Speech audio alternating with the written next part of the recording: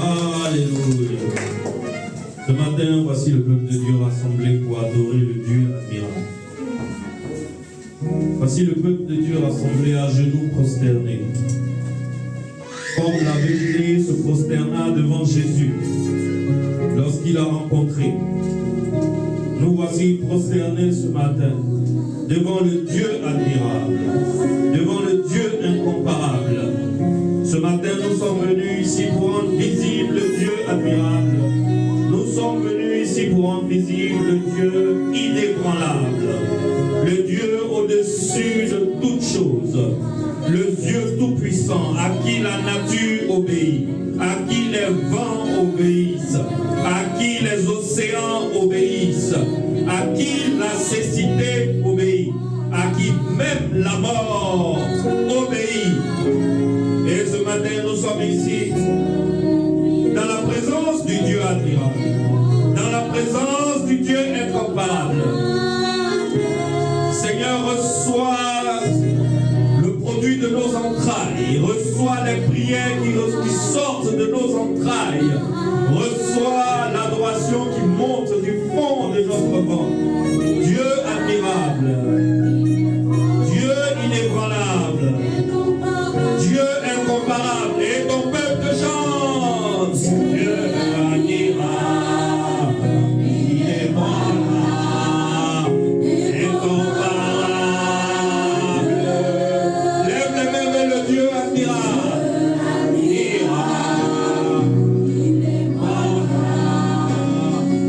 Incomparable.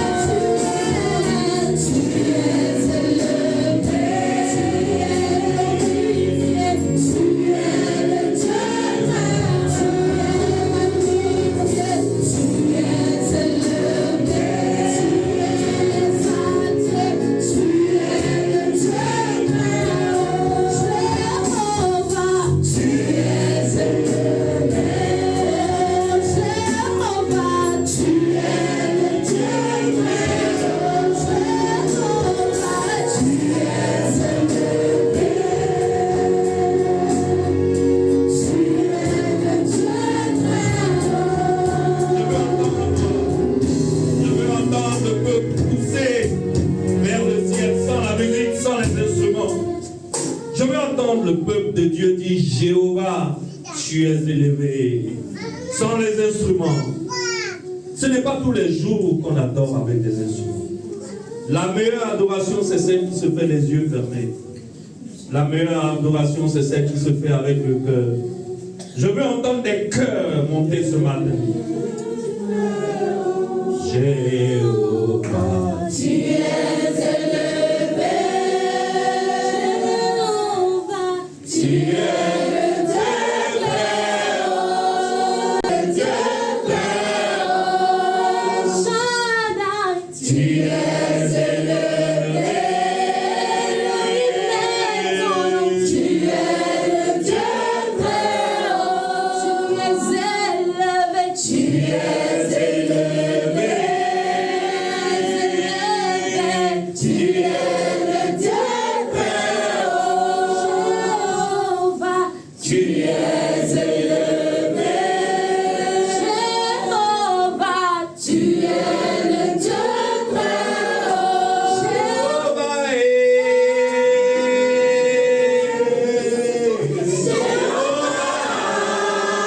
c'est le cœur qui chante, c'est le cœur qui chante. C'est ton cœur qui monte. Fais monter ton cœur, fais monter ton cœur.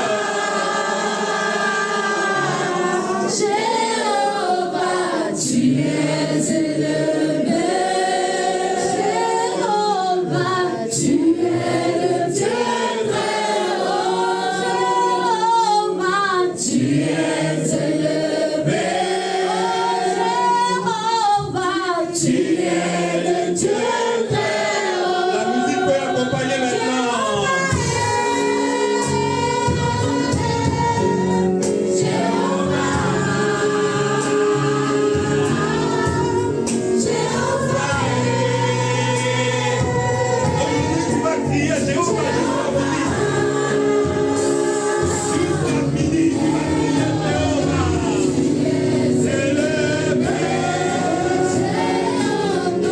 Tu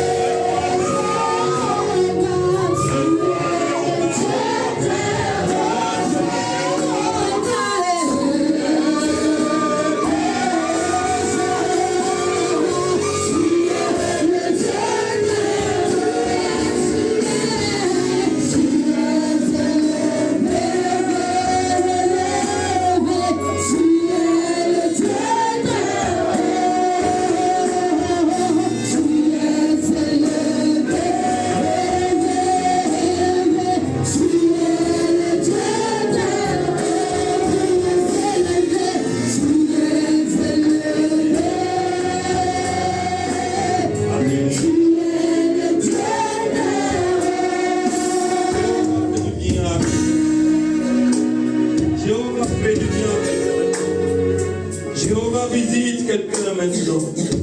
Jéhovah, descend dans ta vie maintenant. Jéhovah, touche ton cœur maintenant.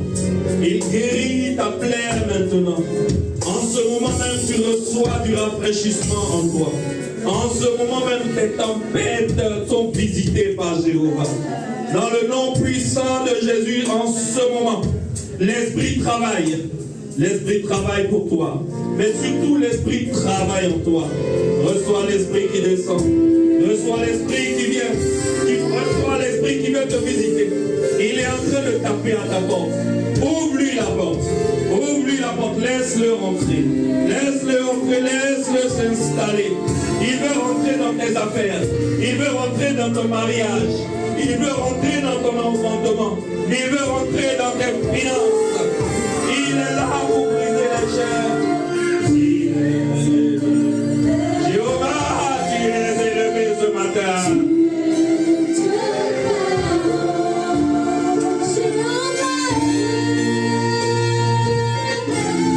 Reçois la visitation.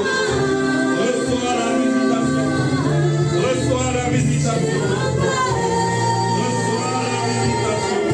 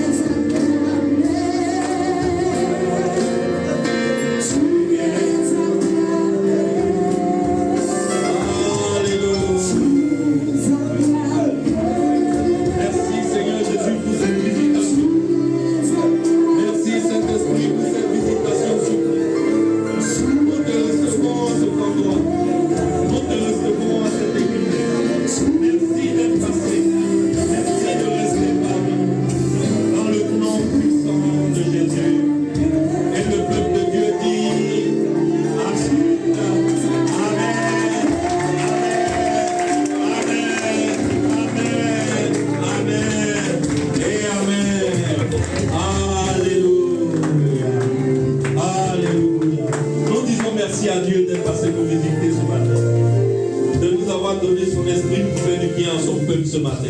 Aujourd'hui, nous allons, il ne nous reste pas beaucoup de temps, il nous reste à peine 30 minutes, mais c'est suffisant pour faire la première partie. En fait, je voulais vous parler de deux choses. Je veux vous parler de deux choses. Je veux vous parler de ce qui a fait que Jésus est Jésus. C'est-à-dire, quand Jésus était sur la terre ici pendant son ministère, il il y a deux choses qui ont fortement marqué l'esprit des hommes dans le travail de Jésus. S'il n'y avait pas ces deux choses-là, je pense que beaucoup d'entre nous, on aurait déjà oublié Jésus. Ce sont ces deux piliers de son ministère. Et les deux piliers du ministère de Jésus, c'était ses miracles et ses paraboles. Est-ce que quelqu'un me suit? Dis après moi les miracles de Jésus. Et dis après moi les paraboles de Jésus. Les miracles de Jésus ont été des occasions de démonstration de la puissance de Dieu. Et les paraboles de Jésus étaient des rendez-vous de la sagesse de Dieu. Et Jésus pouvait utiliser des éléments de la vie, comme l'agriculture. Il pouvait utiliser des éléments de la vie simples pour faire passer des messages célestes aux hommes, pour faire comprendre aux hommes des choses qui sont très très difficiles et complexes à comprendre. Et malheureusement aujourd'hui, ce qui se passe, c'est que quand nous les hommes, nous lisons les miracles de Jésus dans la Bible, pour beaucoup d'entre nous, ça ressemble à un film de sci-fi. Vous connaissez sci-fi, non? Hein, sci-fi. Sur Canal, là, sur le bouquet, là. Sci-fi, là, on fait les films de quoi? De fiction. Ça veut dire que c'est des choses, ça n'existe pas. C'est des choses, c'est dans la tête des hommes. C'est des inventions de l'homme. Mais dans la vraie vie, ce ne sont pas des choses qui existent.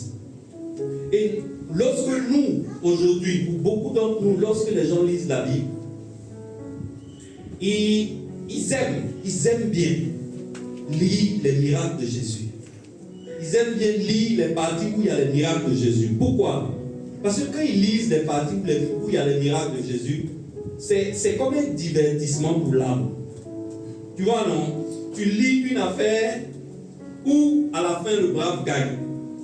Quand tu regardes un film où à la fin le brave gagne, tu es content ou bien tu n'es pas content? Tu as l'impression qu'il y a une injustice qui a été corrigée. Et quand tu te lèves devant la télévision, tu es content. Mais si tu regardes un film où c'est le chef bandit qui gagne tous les jours c'est le chef bandit qui gagne. Quand le brave vient, on le terre. Et puis il quitte. Quand tu te lèves, tu es énervé, vrai ou faux? Demain, quand on te dit ce film-là passe, est-ce que tu vas venir encore? Tu dis un film où on frappe le brave tous les jours, là, moi je n'aime pas. Et tu vois, aujourd'hui, quand beaucoup de personnes lisent la Bible, quand ils veulent lire la Bible, ils veulent les parties où ils choisissent les parties où il y a quoi? Où il y a les miracles de Jésus. Pourquoi? Pour le côté émerveillement, pour le côté spectaculaire, pour le côté divertissement. Et ils finissent de lire, ils ont eu le divertissement de l'âme. Qu'est-ce qu'ils font? C'est fini, ça s'arrête là. La lecture ne leur parle pas. La lecture ne s'adresse pas à leur cœur. La lecture s'adresse à leur désir de se divertir. Malheureusement. Pourquoi je dis malheureusement? Parce que, je vous le disais déjà le dimanche passé, les miracles dans la Bible, ce sont comme des panneaux de signalisation sur la route pour quelqu'un qui conduit. Lorsque tu conduis ta voiture, on ne conduit pas pour conduire. On conduit selon un système de communication. Il y a un système de communication au bord des routes, soit sous forme de panneaux au bord des routes, ou soit c'est dessiné sur le goudron, ou soit c'est écrit sur le goudron. On appelle ce système de communication-là le code de la route. Ce qui fait que lorsque tu es en train de venir et puis tu vois le train qui va comme ça revient et puis ça repart, ça veut dire quoi dans le code de la route? Ça veut dire que là où tu t'engages là, il va y avoir 2 virages successifs. Donc, gère bien la vitesse de ta machine. Parce que dans les virages là, il y a des risques de sortie de route. Alors, on te met le panneau comme ça, on te met le panneau en zigzag. Quand tu connais ton code de la route, quand tu vois ce panneau en zigzag, tu commences à ralentir. Pourquoi? Parce qu'on vient de te dire que devant toi, à moins de 50 mètres, La route fait quoi? La route part en deux virages, double virage, en un double virage. Donc on a les doubles virages sur la gauche, on a les doubles virages sur la droite, etc. Tout ça c'est une communication.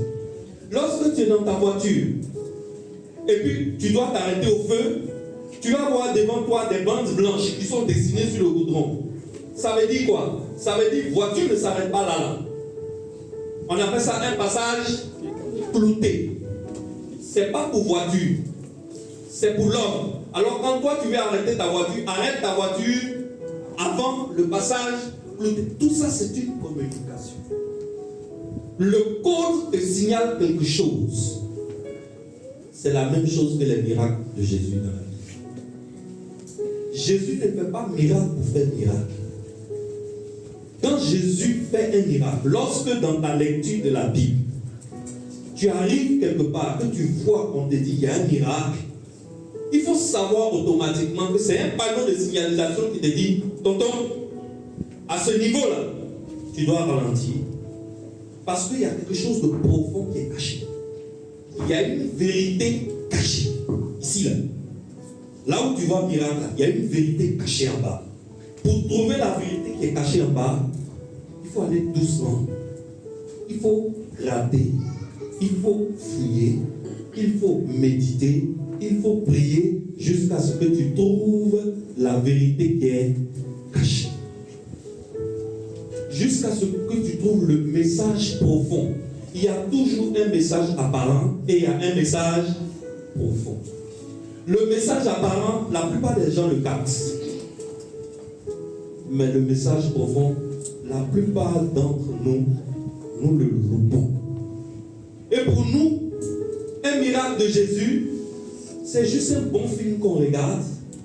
Et quand on a fini de regarder le bon film, comme c'est un happy end, comme c'est une belle fin, on est content, on se lève, on s'en va. Et demain, quand on a envie de lire la Bible, on cherche un autre miracle. Mais ce n'est pas le cas. Ce n'est pas le cas parce que les miracles forcent le lecteur ou l'observateur à prendre une décision. Les miracles révèlent ce que le cœur de l'homme veut réellement. Et pendant les enseignements que nous allons recevoir pendant quelques semaines, on va parler des miracles de Jésus. Jésus a fait, dans la Bible, Jésus a fait une quarantaine, à peu près 40 miracles, si on veut recenser. En fait, Jésus a fait des milliers de miracles, mais les miracles qui ont été recensés, il y a à peu près une quarantaine. On ne va pas prendre 40. Je vais choisir peut-être 6 miracles, ou bien 10 miracles selon mon inspiration. On va les décortiquer un à un, miracle par miracle. Et nous allons voir quel est le message caché, qui est caché, le message profond qui est caché. Parce que sans miracle, Jésus, sans les miracles et les paraboles de Jésus, Jésus ne serait pas Jésus. Jésus ne serait pas ce Dieu que nous adorons aujourd'hui. Jésus ne serait pas pour nous le Fils de Dieu, l'envoyé de Dieu. Ce qui fait qu'on regarde Jésus, puis on regarde les autres hommes. On regarde Jésus, puis on regarde les autres prophètes. On dit Jésus, là, il est le Fils de Dieu. Mais on n'a pas dit Jonas est le Fils de Dieu. Alors que Jonas est prophète, Jésus est prophète. Mais qu'est-ce qui fait la particularité de Jésus? Qu'est-ce qui fait que Jésus est un prophète à part? Qu'est-ce qui fait que Jésus est un prophète particulier? Ce sont ses miracles et ses paraboles. Donc, si tu veux apprendre à connaître Jésus, tu dois t'intéresser à l'étude de ses miracles et de ses paraboles. N'est-ce pas? Lorsque nous allons faire cet enseignement, je te préviens. Pendant ces enseignements, il va arriver des moments où chaque personne qui entend sera obligée de prendre une résolution. Je t'ai déjà dit, les miracles obligent l'homme à prendre des décisions. Et lorsque je vais commencer à te décortiquer avec l'aide du Seigneur Saint-Esprit chaque miracle de Jésus-Christ, tu vas voir que ton cœur sera obligé de prendre certaines résolutions.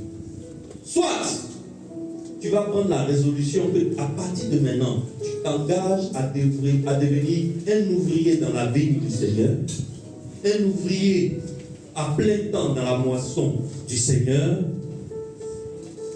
soit tu vas prendre la résolution de rester dans ton confort actuel de religieux et de décider sciemment d'ignorer l'urgence missionnelle de Dieu. Ça veut dire qu'à la fin de cet enseignement, on aura deux sortes de chrétiens ici. On aura le chrétien qui va dire ma vie doit changer. Et on aura le chrétien qui va dire ma vie chrétienne doit évoluer. Je ne peux plus rester ce type de chrétien qui ne fait rien pour Dieu. Je ne peux plus. Si je suis une femme qui va au marché, c'est que le marché c'est mon champ missionnaire. Alors au marché là, je dois trouver des âmes pour le Seigneur Jésus-Christ. Ou alors tu te dis, oui, le pasteur avec ses affaires là, ce qui est sûr, ça c'est une affaire de lui et puis Jacques. C'est eux qui disent qu'ils sont missionnaires. Moi, tout ce que je veux, c'est venir m'asseoir, écouter le message, puis partir à la maison. Moi, je ne veux pas que quelqu'un va me fatiguer. Leur affaire d'ouvrier, eux-mêmes, ils n'ont qu'à être ouvriers. Moi, je ne veux pas. Alors, les miracles vont t'obliger à prendre des décisions. Le premier miracle dont nous allons parler, c'est un miracle qui me marque beaucoup, c'est pour cela que je l'ai choisi. C'est le miracle de Jean chapitre 9. En Jean chapitre 9, il se passe quelque chose d'intéressant. C'est seulement celui-là que nous allons voir aujourd'hui. Normalement, aujourd'hui, j'avais préparé pour vous le miracle de Jean chapitre 9 et le miracle de Jean chapitre 11. Dans le miracle de Jean chapitre 9, il s'agit d'un aveugle né. Dans le miracle de Jean chapitre 11, il s'agit de la résurrection de Lazare. Pour moi, ce sont des miracles tellement puissants et qui sont tellement parlants que j'ai voulu commencer par ces miracles. Mais, tu sais, l'Église, c'est l'œuvre du Saint-Esprit. L'Église, ce n'est pas l'œuvre du pasteur Jules. Quand tu viens à l'Église, il faut faire ce que le Saint-Esprit te commande de faire. Il ne faut pas dire au Seigneur, Saint-Esprit, j'ai un emploi du temps. Saint-Esprit, j'ai un timing. Est-ce que quelqu'un me suit? L'Église n'appartient pas au pasteur. L'Église appartient au Seigneur Saint-Esprit. Si le Saint-Esprit vient un matin et puis dit, ce matin, je vais descendre dans l'Église. Je vais faire du bien à l'Église, il ne faut pas l'empêcher. Amen. Il ne faut pas l'empêcher. Il faut le laisser venir. Toi, tu ne sais pas la prière que quelqu'un a fait avant de venir. Alors, si le Saint-Esprit dit, je veux venir, laisse-le venir. C'est pour cela que ce matin, on a fait un moment de ministère qui n'était pas prévu. Le moment de ministère, pour moi, est plus important même que le message. Parce qu'il y a quelqu'un qui a fait une prière avant de venir. La personne sera exaucée. Dis-moi Amen. La personne ne peut pas quitter sans être exaucée. Dis-moi Amen. Amen. C'est pour cela, si le message doit être réduit, je vais réduire le message. Il ne faut pas ton cœur abattre. Amen. On va juste regarder ce qui se passe en Jean 9. On va lire ensemble. Jean chapitre 9, le verset 1 à 7. Je lis pour toi. Jésus vit en passant un homme aveugle de naissance. Ses disciples lui firent cette question. Rabbi, qui a péché? Cet homme ou ses parents pour qu'il soit né aveugle? Jésus répondit, ce n'est pas que lui ou ses parents aient péché, mais c'est afin que les œuvres de Dieu soient manifestées en lui. Il faut que je fasse, tandis qu'il est jour, les œuvres de celui qui m'a envoyé. La nuit vient où personne ne peut travailler. Pendant que je suis dans le monde, je suis la lumière du monde. Si c'est ta Bible, souligne, je suis la lumière du monde. Après avoir dit cela, il cracha à terre. Il fit de la boue avec sa salive, puis il appliqua cette boue sur les yeux de l'aveugle. Et lui dit, va et lave-toi au réservoir de Siloé, nom qui signifie envoyé. Il y alla, se lava et s'en retourna en voyant clair. Père, voici ta parole. Père, voici ta puissance. Nous sommes prosternés devant le Seigneur. Le Seigneur qui est la source de la vue et qui est la source de la vie. Comme l'aveugle né, ce matin, nous nous mettons à genoux parce que nous voulons le rencontrer. Seigneur, permets à un homme et à une femme qui est ici, qui n'a pas encore fait sa rencontre avec le Seigneur de Jésus-Christ, de faire cette rencontre après ce message. C'est dans le nom puissant de Jésus que nous avons prié. Amen. Les pianistes, je vous libère. On va écouter la parole. On va se concentrer sur la parole. Alors, ce qui se passe, c'est quoi? C'est qu'un jour, sur leur chemin, Jésus et ses disciples ont vu un homme qui était aveugle de naissance. Les enfants, je veux que vous m'écoutiez. C'est une histoire qui va vous plaire. N'est-ce pas? Peut-être même que cette histoire va vous faire du bien même que les adultes. Je veux avoir l'attention de tous les enfants avec vous. Donc, un jour, Jésus et ses disciples marchaient pour aller quelque part. Et sur leur chemin, ils ont croisé un homme qui est aveugle. Mais, tu sais, il y a une différence entre quelqu'un qui est aveugle et quelqu'un qui est aveugle né. Quelle est la différence? La différence, c'est que quelqu'un qui est aveugle, ça veut dire qu'il voyait avant. Et puis, il y a eu une maladie ou bien un accident qui a fait que ses yeux ne voient plus. Ses yeux ne voient plus, mais il a quand même dans sa tête un catalogue de visages. N'est-ce pas? Quand on dit papa, il connaît le visage de papa. Quand on dit maman, il connaît le visage de maman. Il connaît la couleur du teint de papa. Il connaît la couleur du teint de maman. Ses frères, ses soeurs. Quand on dit l'église temps de gloire, il sait comment le temps de gloire est. C'est aujourd'hui, il ne voit plus. Sinon, avant, il a vu. Donc, il a gardé des images. Bref, dans son répertoire, il y a des images. Dans son répertoire, il y a des catalogues d'images. Dans son répertoire, il y a des catalogues de visages. Dans son répertoire, il y a des catalogues de choses dans la nature. C'est différent d'un gars qui est né aveugle. Être né aveugle, ça veut dire quoi? Ça veut dire que depuis que lui, il est dans le ventre de sa maman, ses yeux sont éteints. Il est sorti du ventre de sa maman aveugle. Il n'a aucun catalogue de visage. Il n'a aucun répertoire de couleurs. Il n'a aucun échantillon de lumière dans son cerveau. Quand on dit la lumière, pour lui, ça n'existe pas. Parce que depuis qu'il est né, tout ce que lui connaît, c'est les ténèbres. Et Jésus-Christ nous dit, et l'histoire nous dit, l'homme que le Seigneur Jésus-Christ a rencontré avec ses disciples, c'était un homme aveugle né. Quand on dit un homme, tu devines à peu près quel âge il avait. Vous savez, depuis quand le gars là, il est sur cette terre, mais il n'a jamais vu. Il est adulte. Depuis qu'il est né, il a été nourrisson. Il est devenu enfant. Il est devenu pré-adolescent. Il est devenu adolescent. Aujourd'hui, il a été jeune adulte. Ensuite, il est devenu adulte. Maintenant, il a dépassé le stade d'adulte. Il est un homme. Quand on dit un homme, c'est quelqu'un qui a un vécu, n'est-ce pas? Quand on dit un adulte, c'est un rapport à l'âge. Mais quand on dit un homme, ce n'est pas rapport à l'âge. C'est rapport aux expériences de la vie. Quand on dit c'est un homme, ça veut dire qu'il a du vécu. Il est mature. Il a vu des choses passer. Il a expérimenté des choses. C'est un homme. Et le gars là, c'est un homme. Donc, on peut situer son âge entre 35 et 40 ans comme ça. Et depuis ce moment-là jusqu'à l'heure où il rencontre Jésus-Christ, il n'a jamais vu. Automatiquement, les disciples voient le gars. Le monsieur, c'était handicapé majeur, n'est-ce pas? C'est comme ça on dit en médecine, non? En médecine, on dit c'était handicapé majeur. C'est-à-dire son handicap est grand. C'est pas un petit handicap, genre ton pied, ton talon, tu as joué ballon, ils ont massé ton talon, donc tu n'arrives plus à faire les dribbles intérieurs, les crochets extérieurs, et puis tu boites un peu. Ça, c'est amusement. C'est un handicap majeur. les disciples sont choqués.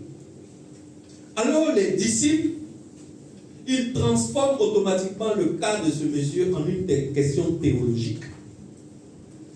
Ils vont poser maintenant au maître une question d'ordre théologique. Ça veut dire quoi? Ils disent, Rabbi, maître, le gars là, qui est né aveugle, c'est la faute à qui?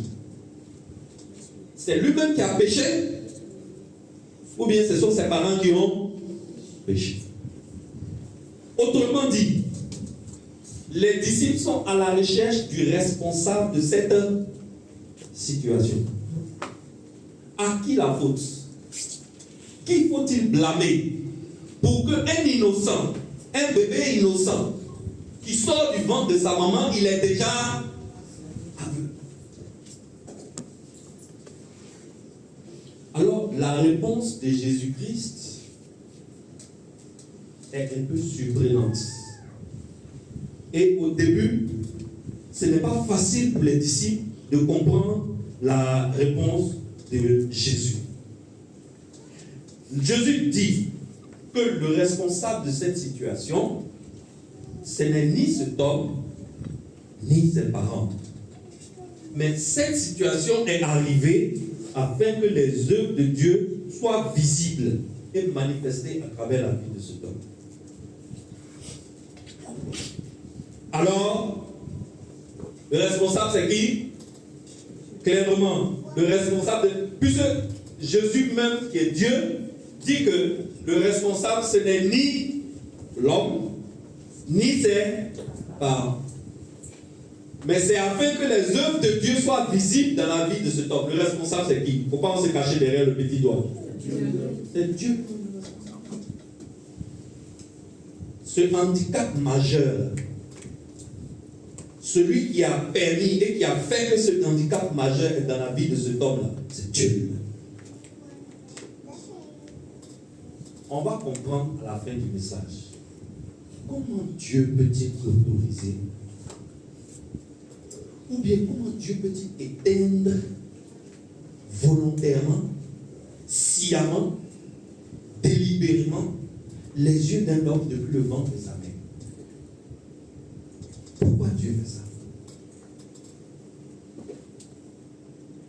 Alors, Jésus-Christ va corriger la situation. Qu'est-ce qu'il fait? Il prend de la terre, il crache dessus, ça devient une sorte de cataplasme, n'est-ce pas? Vous voyez, on a des maladies, surtout chez nous en Afrique, on a des maladies, quand c'est une maladie de la peau, ou bien quand on dit c'est dedans, on dit il y a bosse dedans, on va soigner bosse. Qu'est-ce qu'on fait? On prend des feuilles, on écrase, on prend des écorces, on pile, on met de l'eau dessus, ça devient une pâte, et puis on fait quoi? On met la pâte sur la personne, on dit ça va passer bosse là, n'est-ce pas? Donc Jésus-Christ fait une sorte de pâte, et puis il met sur les yeux du gars. Et voilà ce que Jésus-Christ dit au gars. Il dit, va te laver à la piscine de Siloé. Fais attention. Jésus-Christ n'a pas dit, va laver ton visage. Jésus-Christ dit, va et lave-toi à la piscine de Siloé. Dis-moi, Jésus-Christ était-il capable de toucher à peine les yeux du gars et puis ça va s'ouvrir, oui ou non? Et est-ce qu'il avait besoin de toucher même? Jésus-Christ pouvait s'arrêter en Côte d'Ivoire et puis il parle et puis le gars est en Angola et puis ses yeux s'ouvrent. Vrai ou faux? Mais Jésus-Christ choisit de donner des instructions au monsieur. Il met un cataplasme sur ses yeux et puis il lui dit, va te laver à la piscine de Siloé. En allant à la piscine de Siloé, là, le gars il voit ou bien il ne voit pas? Il ne voit pas. Non seulement il est aveugle, mais maintenant même là, il y a une lunette sur ses yeux. Il y a une lunette d'argile sur ses yeux. Il va, il plonge dans l'eau, il se lave, il sort, et au moment où il commence à marcher pour partir, il commence à voir clair. Waouh! Quand nous les chrétiens, nous lisons Jean 9, en réalité, l'histoire est finie. C'est une histoire où il y a un gars qui est né aveugle. Le gars qui est né aveugle a rencontré Jésus-Christ sur son chemin. Jésus-Christ a allumé des yeux qui étaient éteints. Fin de l'histoire. Le brave dans le film a gagné. Et en réalité, dans nos textes, l'histoire s'arrête ici. Mais dans la Bible, l'histoire ne s'arrête pas là. Quelque chose va se passer. Les gens qui connaissaient ce type et qui savaient que le gars là, c'était un aveugle né, ils le croisent et ils voient que maintenant le gars fait quoi? Le gars voit. Le gars là, c'était un mendiant. Il est aveugle. Il y a après de quand on est mendiant, et quand on est aveugle, on devait mendiant là. C'est pas maintenant ça a commencé. Ou bien, parce que nous aussi dans notre pays, la plupart des aveugles qu'on connaît sont devenus quoi? Les mendiants. Sabila. Hein? Sabila. Je ne sais pas ce que ça veut dire exactement. C'est pas maintenant ça a commencé.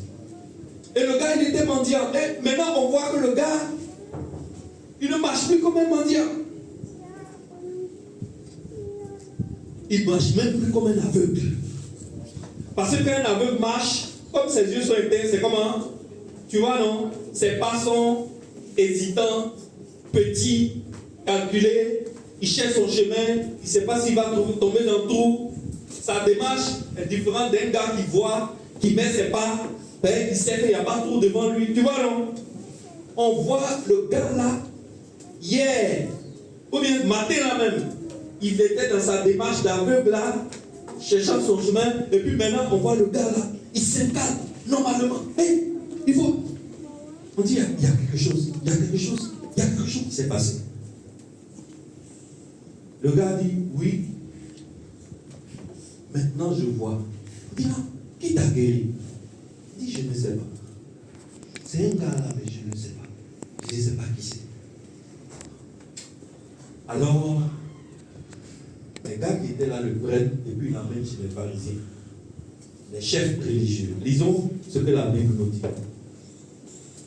Jean 9, verset 13 à 18.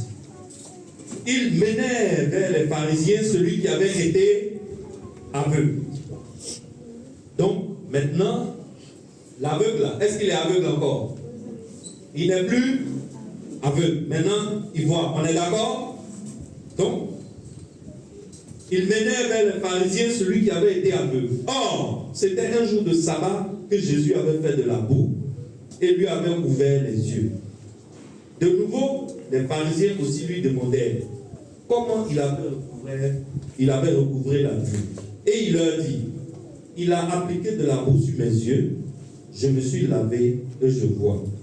Sur quoi quelques-uns des pharisiens disent, cet homme ne vient pas de Dieu, car il n'observe pas le sabbat. D'autres disent, comment un homme pécheur peut-il faire de tels miracles? Et il eut division parmi eux. Il dit encore à l'aveugle, toi, que dis-tu de lui sur celui qui t'a ouvert, sur ce qu'il t'a ouvert les yeux? Il répondit, c'est un prophète. Donc les pharisiens, quand on envoie le gars, eux, ils s'attaquent au gars. Ils s'attaquent au miraculé et ils lui font subir un interrogatoire.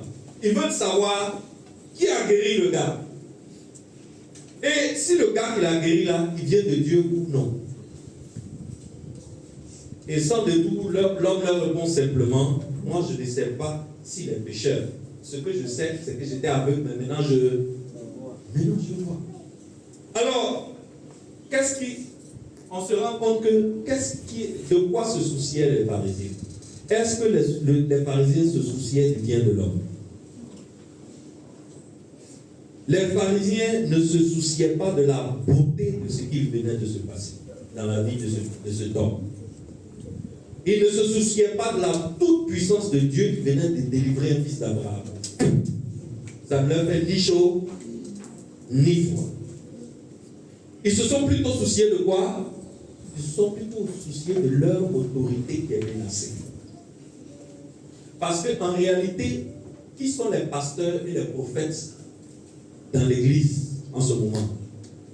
C'est eux les pharisiens. C'est moi, Jules, je suis pasteur au temps de gloire. Et puis Bishop Daddy, il est prophète. N'est-ce pas? Donc si y a un aveugle ici, un aveugle né, et puis on doit ouvrir ses yeux, ça doit venir de qui? Soit le pasteur Jules, ou bien de prophète Daddy. Parce que si ça ne vient pas du pasteur Jules, ou le prophète Daddy, notre autorité est menacée. Suppose que c'est mon fils Jason qui est arrivé à l'église avant-hier. C'est lui qui arrive à ouvrir les yeux d'un gars qui est aveugle et qui est avec nous depuis qu'on a fondé l'église. On a prié, on a prié.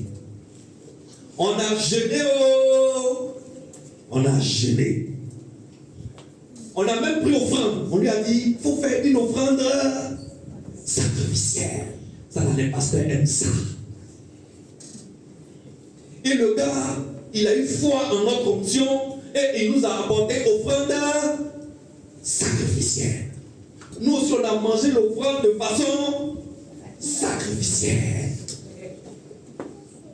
On a mangé l'offrande de façon sacrificielle, on a prié de façon sacrificielle, on a prononcé des oracles et des mystères sur sa vie.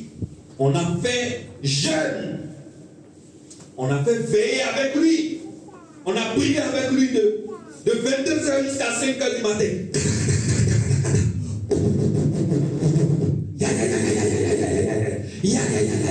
6 ans. Les yeux du Moro ne se sont pas. Et Jason arrive avant-hier.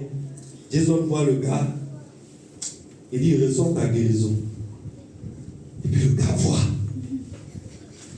Joe.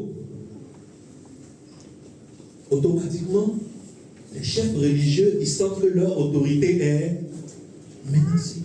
Si le gars là continue comme ça, le peuple va accorder sa confiance à qui? À ce Jésus. Et si le peuple accorde sa confiance à ce Jésus-là, qu'est-ce qui va se passer? Ils ne vont plus venir à l'église. Ils vont aller dans l'église de qui? Ils vont aller dans l'église de ce Jésus-là. Or, s'ils ne viennent plus dans notre église, nous on perd notre autorité. On perd notre position. Toi, tu as un gars dans ton église, prie voici. Ça fait 6 ans qu'il est dans ton église. Il ne voit pas.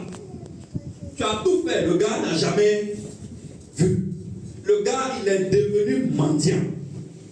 Un jour, le gars vient dans mon église. Moi, il parle, ses yeux s'ouvrent. Normalement. Quand le gars revient chez toi, et puis tu vois que ses yeux sont ouverts. Si tu es un bon gars, ta réaction c'est quoi? Ta réaction c'est quoi? Ta réaction c'est waouh! Gloire à Dieu! Mon fils, tu vois maintenant. Maintenant, je vois que tu vois. Waouh! Qui a ouvert tes yeux? Qui t'a délivré? Qui t'a guéri? Ah, le gars là, il s'appelle Pasteur Jules, il a son église à Sidiayao. Allons chez lui. Et puis je viens, et puis on lui dit, mais si à offrande même, on lui fait offrande. Pourquoi? Je suis content. Pourquoi? Mon autorité n'est pas en jeu. Ce qui est en jeu, c'est que le gars ne voyait pas, et aujourd'hui le gars voit. Donc normalement, les pharisiens devaient faire quoi? Ils devaient célébrer. S'ils se souciaient de la vue du malade, ils ne devaient pas se fâcher de cette situation. Malheureusement, on constate dans l'histoire que les pharisiens, ce qui les intéresse, ce n'est pas la vue de ce fidèle. Ce n'est pas l'état de santé de ce fidèle. Ce n'est pas le bonheur de ce fidèle. Ce qui les intéresse, c'est quoi? Eux-mêmes leur propre autorité. Et qu'est-ce qu'ils font? Comme ils interrogent le miraculé et qu'ils n'ont pas gain de cause, le gars ne condamne pas Jésus. Ils veulent que le miraculé condamne celui qui lui a fait du bien. Mais le gars refuse de condamner celui qui lui a fait du bien. Il refuse de condamner celui qui est devenu sa délivrance. Alors, qu'est-ce que les pharisiens font? Ils intensifient la situation. C'est-à-dire, comme problème là, on veut prendre ça calmement. Tu es toujours dangereux, non? On va envoyer ça en haut. On va te créer des problèmes. Alors, qu'est-ce qu'ils font? Ils décident de convoquer les parents de l'aveugle. Et c'est sur cette convocation qu'on va s'arrêter aujourd'hui. Tu veux connaître la suite de l'histoire? Dimanche prochain. Même heure, même endroit. Affaire à suivre. Mais je veux te parler du Dieu qui est capable d'ouvrir les yeux, même d'un aveugle. Amen. Ce que je veux que tu retiennes, c'est qu'il existe un Dieu qui est capable de rendre la vue même à celui qui est né aveugle. Un Dieu qui est capable de rendre la vue à celui qui n'a jamais vu. Un Dieu qui est capable de faire voir la lumière à celui qui est dans les ténèbres éternelles. Un Dieu. C'est pour cela que le chant du ministère nous a dit que ce Dieu-là, il est admirable. Ce Dieu-là, il est incomparable. Lorsque sur ton chemin, tu le croises, tes yeux vont s'ouvrir. Dis-moi amen. Le dimanche prochain, nous allons essayer de comprendre. Quand Jésus dit un aveugle né, quand Jésus-Christ parle d'un aveugle dans ce chapitre de Jean 9, le vrai aveugle, c'est qui? C'est celui qui avait les yeux morts depuis le ventre de sa mère, ou bien c'est quelqu'un dont les yeux marchent parfaitement, mais dont le cœur refuse de voir la lumière de Dieu. On va voir les deux aveugles là. Qui est le vrai aveugle né? Acclame pour le Dieu admirable. Acclame pour le Seigneur qui fait ouvrir la vue. Acclame pour le Seigneur qui donne la vue aux aveugles nés. Acclame pour le Dieu qui a dit dans sa parole: je suis la lumière du monde. Et le monde a besoin d'entendre ce message. Le monde doit savoir que Jésus-Christ est la lumière de l'univers. Jésus-Christ est lumière avant que Dieu ne crée le soleil. Jésus-Christ est lumière avant que Dieu ne crée la lune. Jésus-Christ est lumière avant que Dieu ne crée les étoiles. Il est la lumière de l'univers. Partout dans cet univers où tu trouveras la lumière, il s'agit du Seigneur Jésus-Christ. Il est le Dieu admirable. Il est le Dieu inébranlable. Il est le Dieu incomparable. Acclame encore une fois pour ce Dieu.